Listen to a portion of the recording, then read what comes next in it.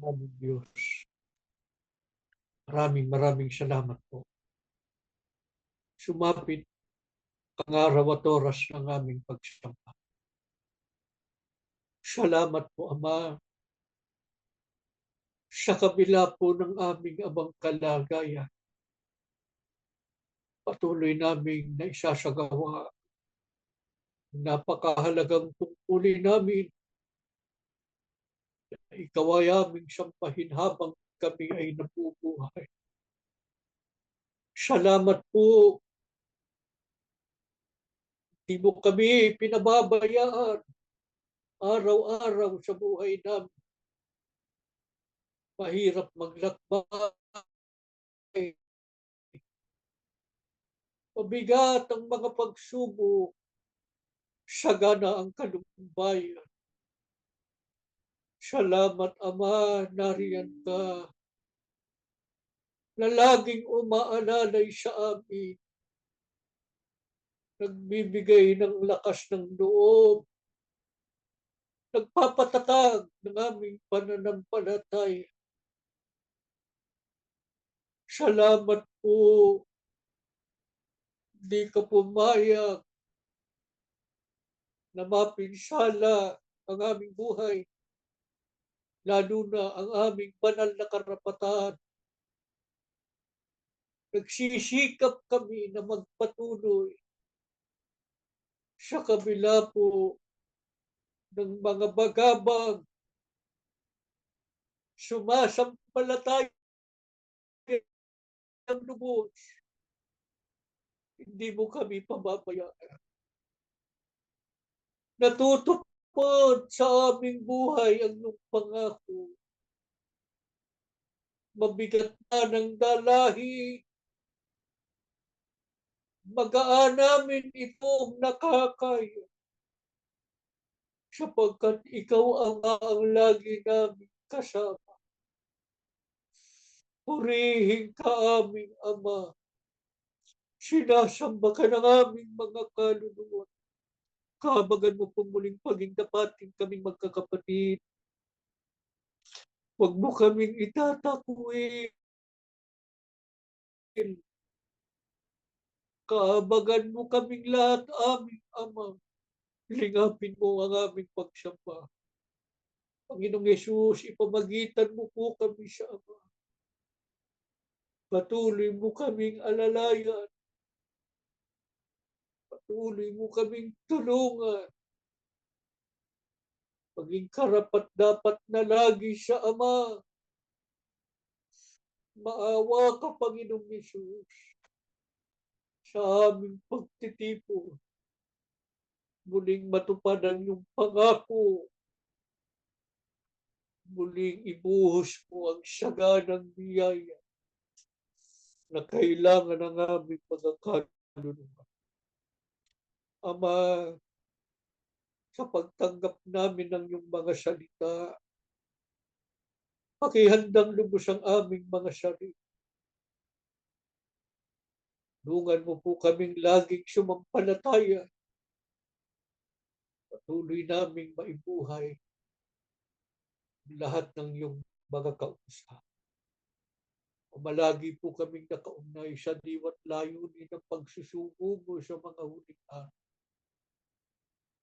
Galang po namin inihiling ang lahat. Sa pangalan po ng aming Panginoong Hesus. Amen.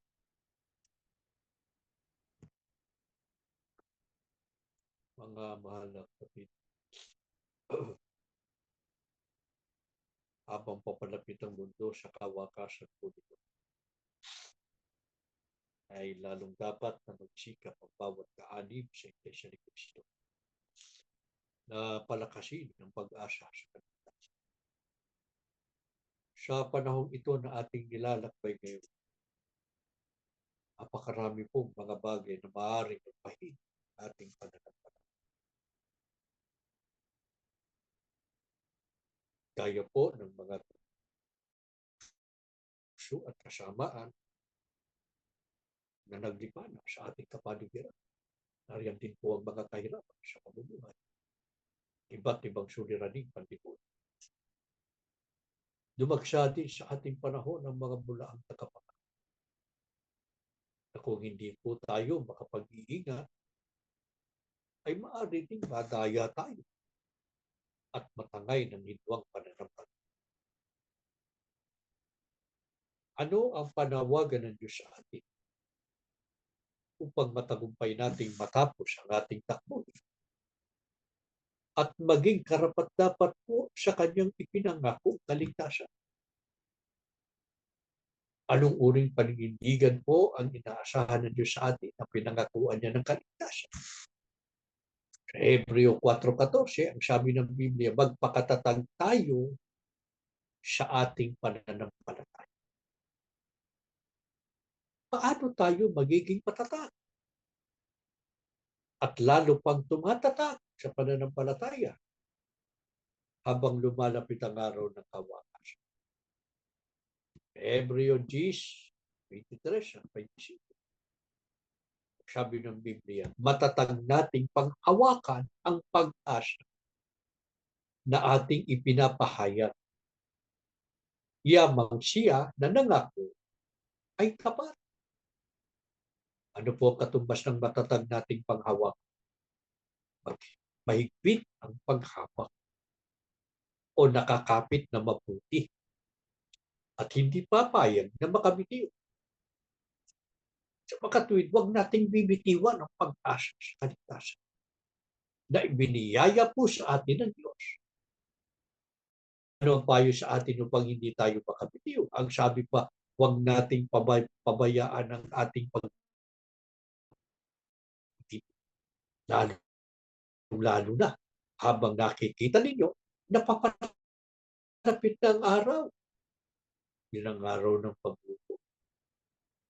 Ang pagtitipon po ay ang pagsamba. Kaya huwag nating pababayaan ang mga pagsamba. Gusto nating maging matatag sa pananampalataya. Hangad nating maging matatag sa panghahawak, sa pag-asang ating tinanggap sa kaligtasan. Tuloy nating pagtalagahan ang pagsamba. Ang panahon po ba natin ngayon ay panahon malapit ng araw ng kawakasan o pag-uukom? Opo. Paano po kung may nagpapabaya sa pagtitipon o pagsamba? Obligasyon po ng bawat isa na palakasin ang loob ng isa't isa. Ito ang sinasabi ng Biblia. Kaya nang itinuturo sa atin. Ano ang masamang nagagawa ng sinumang kapatid na pinababayaan ng pagsamba? At ano po ang tiyak na sasabi? Sa Hebreo 2:3, sabi ng Biblia, paano tayo makakaiwas sa parusa kung ipagwawalang bahala natin ang ganitong kadakilang kaligtasan? Pagka pinababayaan natin ang pagsamba, ibig sabihin, mga kapatid, pinagwawalang bahala natin ang kaligtasan. Diba? Kasi kung mahalaga sa atin ang kaligtasan, hindi natin dito pababayaang mawala sa atin. Hindi natin pababayaan ang ating pagka-iglesia ni Kristo. Hindi natin pababayaan ang ating pananagutan sa Diyos. Lalo nating pagtatalagahan, lalo na ang pagsamba. Sapagkat sa pagsamba, itinuturo sa atin ang mga kautusan ng Diyos na siyang nagpapatatag sa atin. Pagsamba, tinuturo sa atin ano kailangan natin gawin para tayo ay patnubayan sa buhay na ito at tiyak na matagumpay na mararating natin ang kaligtasan. Kaya kung pinababayaan natin ng pagsamba, ipinagwawalang bahala natin yung pag-asa natin sa kaligtasan. Ano sabi ng Biblia? Hindi tayo makaiiwas sa parusa. Kaya nanganganib po na hindi rin maliligtas ang mga kaanib sa Iglesia ni Cristo na pinababayaan ng pagsamba sa anumang kadahilanan. Gayon din po ang hindi nagpapahalaga sa mga kautusan ng Diyos. Manapay nabubuhay sa paglabag at sa mga bisyo. Mga kapatid, napakatibay po ng mga patutuo. na ang iglesia ng ating kinabibilangan ay maliligtas. Kaya napakahalaga na magsikap tayong maging karapat-dapat sa kaligtasan. Hindi tayo dapat magkaroon ng alinlangan o reserbasyon tungkol sa katotohanan. Ano tagubilin sa atin ng mga pinangakuan ng kaligtasan? Ang sabi kanina, matatag nating paghawakan ng pag-asa na ating ipinapahayag. Yamang siya ang Diyos na nangako ay tapat. Paano ang panghahawak na matatag sa ating pananampalataya at pag-asa? Sa Apokalipsis 3:11, sabi ng Biblia, manindigan ka sa anumang nasa iyo nang sa iyo ay walang makaagaw ng iyong karon. Sa makatuwid, mga kapatid, huwag po nating ipaaagaw ang dakilang biyayang nakalaan sa atin. Alin yun? Ang buhay na walang hanggan. Ano-ano ba ang maaaring umagaw ng ating pag-asa sa korona o sa buhay na walang hanggan? Ang iba't ibang mga pagsubok na binanggit kanina sa ating panimula. Ang mga tukso at iba't ibang kasamaan. Ang mga suliraning panlipunan at pangkalusugan. Ang matinding kahirapan at kagutom. At ang mga bulaang nakapangarap.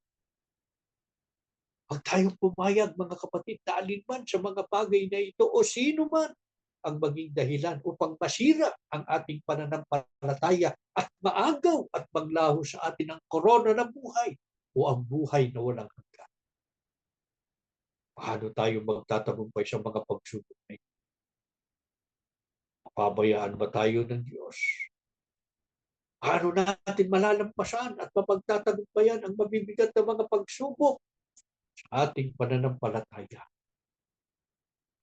Hindi tayo pababayaan ng Diyos. Ang Diyos ang tutulong sa atin. Hindi niya tayo pababayaang mag-isa. Sabi ng Diyos sa pamamagitan ni Kristo, iingatan niya tayo. Iingatan naman kita sa panahon ng pagsubok. Pero sino ang iingatan ng Diyos? Ayon sa Biblia, ang nagtitiis na sumusunod sa lahat ng mga kautusan ng Diyos. Sila ang mga lingkod ng Diyos na namumuhay na matuwid at malinis. Mga kapatid, di ba tayo ay nagtitiis alang-alang sa pagsunod sa mga aralan? Marami tayong tinitiis sa kasalukuyan. Dahil sa paninindigan natin sa katwiran. Alin yung katwiran? Yun ang mga salita ng Diyos. Yun ang mga aral ng Diyos na ating sinusunod. Mas pinili natin na sundin ang mga aral ng Diyos. Manindigan sa panig ng Diyos. Sukdo lang magtiis tayo ng mga pag-uusig, ng mga pag-aapian, ng mga paggigipit. Pero hindi tayo pababayaan ng Diyos. Yan ang kanyang pangako. Nagsisikap tayong mabuhay ng malinis at matuwid. Opo, nagkukulang, nagkakamali. Kapagkat ang tao hindi naman perfecto. Pero nakikita ng Diyos ang ating pagsisikap na mabuhay ng malinis at banal. Alam ng Diyos yun. Alam ng Diyos ang laman ng ating mga puso.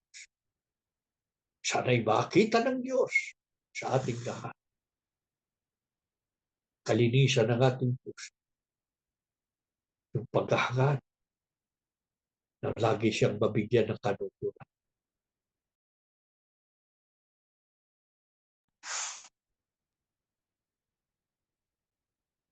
Ano po ang tiyak na matutupad sa atin? Kung namumuhay tayo sa katwiran at kalinisan.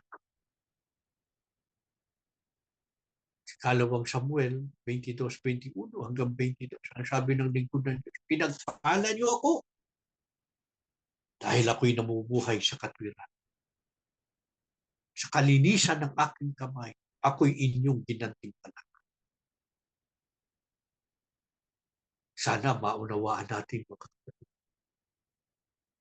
kung gaano po kahalaga sa buhay natin maging masunurin sa mga kautusan ng Diyos, sapagkat ang masunurin sa Diyos, ang nabubuhay ng malinis, yun ang pinagpapala ng Diyos.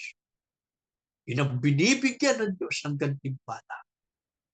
Sa palatayanan natin itong Diyos. Aakit tayo, mga kapatid, sa pahayag na ito ng Biblia upang tayo ay makumbinsi na mabuhay na laging nakasalig sa mga araw. Pagkaganyan tayo, mga kapatid, magiging katulad din tayo ng lingkod ng Diyos na si Samuel, na siya mismo ang nagpahayag. Pinagpala siya ng Diyos at pinagtimpalaan. Masasabi rin natin sa harap ng mga maraming mga tao o sa kanino man, higit sa lahat sa harap ng Diyos, na pinagpapala tayo, ginagantimpala, dahil nagsisikap tayong mabuhay ng malinis. Kung sakaling sa pagsambang ito, mga kapatid, ay dala ninyo ang mga problema sa buhay. Baka mayroong narito na naliligali sa dami ng mga intindihin sa buhay. Magsuri tayo ng ating sarili. Baka meron tayong mga pagkukulang. Baka meron tayong mga pagkakamali. Baka nakalilimot tayo. Baka tayo ay nalilibang. Bumalikwas tayo at bumalik sa Ama. At ipangako natin sa Kanya. Tayo magbabagong buhay. Tatalaga natin ang ating mga sarili sa paglilingkod sa Kanya. Kailanman ay hindi natin pababayaan ang pagsamba. At sa panahon ng pagsamba, ay gagayak natin ang ating mga sarili. Tatalaga natin lubos ang ating buong pagkatao upang sa bawat pagsamba natin ay malugod siya sa atin. Anong dapat gawin ng isang lingkod ng Diyos na matuwid? Kapag may mga problema at mga kaligaligahan, sa panaghoy, 3:55 hanggang 58, ang sabi ng lingkod ng Diyos, tumawag ako sa inyo, Panginoon. Pinakinggan niyo ang pagmamakaawa ko, paghingi ng tulong. Dumating kayo na ako'y tumawag at sinabi niyo, huwag akong matakot. Tinulungan niyo ako sa problema ko, Panginoon.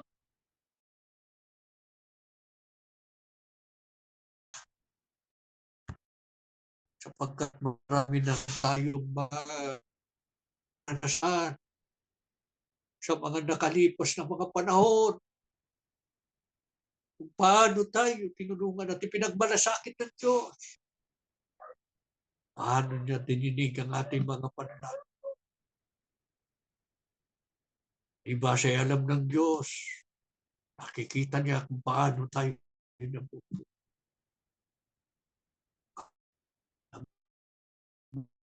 Makita niya ang mga lingkod niyang narito sa pagsambang ito na nangangailangan sa Kanya.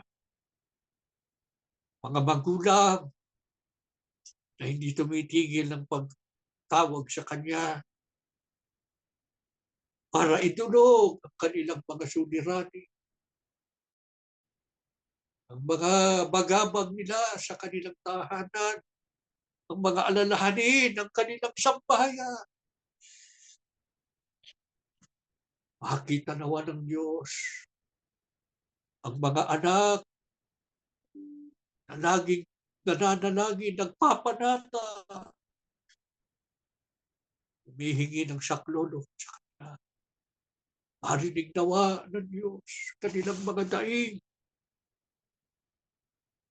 ibinubulong ng kanilang puso. naghahangad ng mabuting kapalaran, nagsisika para sa kanilang mga sarili, pero dinaratnan ng mga kabiguan. Maaaring sa mga nakalipas na panahon ay nagkamali. Dumanas ng mga pagdurusa. Pero natuto at nanunumbalik sa Kanya, sa Ama. Ngayon ay nagsisikap na mabuhay ng malinis at matuwid. Marinig nawa ng Diyos ang kanilang mga dahi at tugunin ang kanilang mga hinihiling sa kanilang mga panalangin. Maawa sana ang Ama sa ating pagsamba ay ibuhos niya sa ating saganang biyayang Espiritu.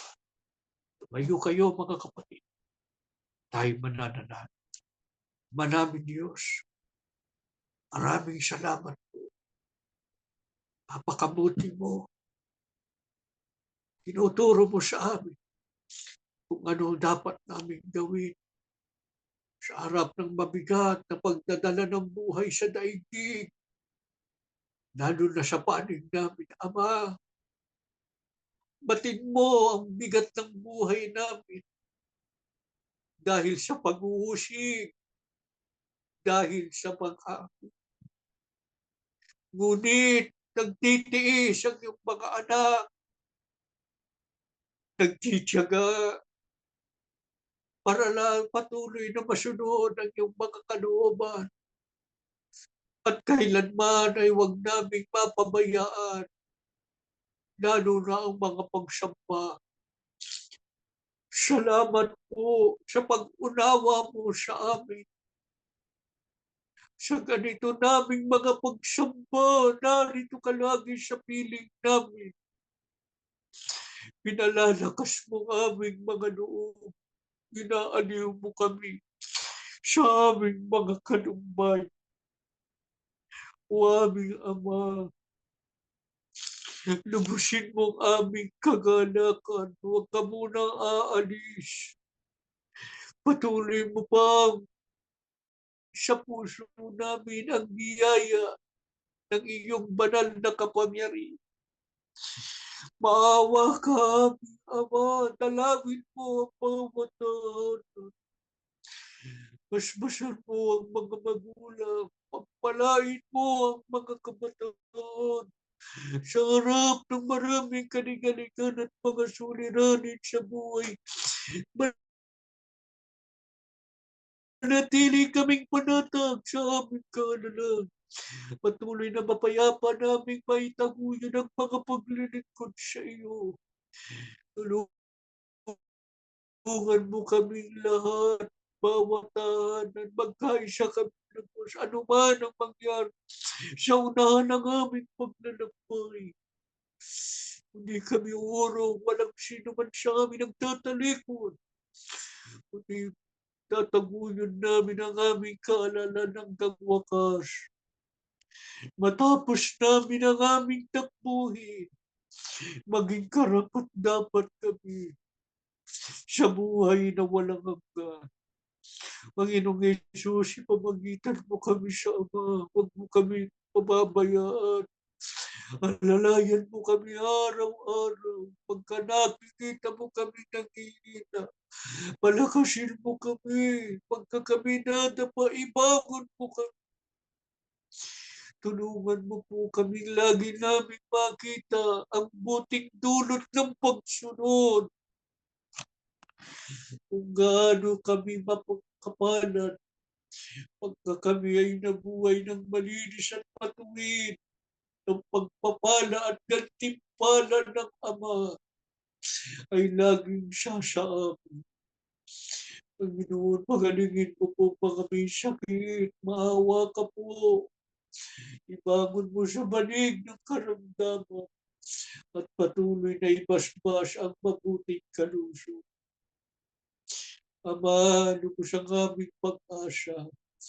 Narinig mo ang aming mga panalangin. Pinaspasyan mong muli kaming magkakapatid at siya nakakaroon ng aming pamumuhay. Matatag naming pangahawakan ng aming pag-asa, ang dakilang biyaya ng aming kaalalan, ang kaligtasan, pagdating ng araw ng pag-upo. Patuloy namin itong pahalagahan sa pamamagitan ng lubos na pagsunod sa iyo at sa pagtatalaga sa aming mga paglilingkod sa iyo. Sa ibabaw po ng lahat, huwag mong pababayaan ang naiwang pamilya ng kapatid na Hiranio Manalo. 10 ng mga kapatid na patuloy na nagdaranas ng pag-uusig. Lalayan mo sila araw-araw sa gipit nilang kalagayan, patuloy na ipagkaloob ang kanilang pangangailangan. Nananalig kaming lubos, Ama, narinig mo lahat ng aming mga panalangin, maging ang mga pansariling panalangin ng iyong mga anak, iyong ipinagkaloob na sa iyong mga lingkod. Inihiling po namin ang lahat ng ito sa pangalan po ng aming Panginoong Hesus Kristo. Amen.